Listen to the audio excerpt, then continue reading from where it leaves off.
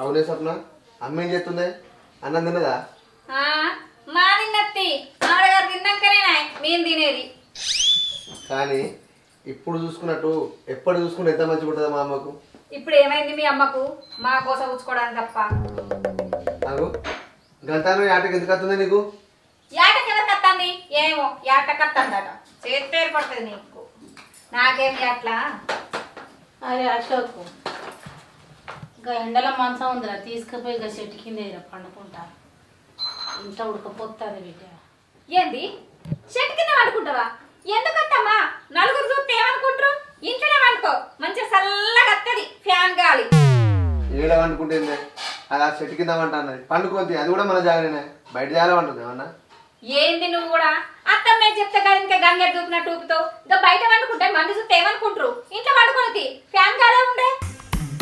ఇంట్లో ఉడకపోతుంది.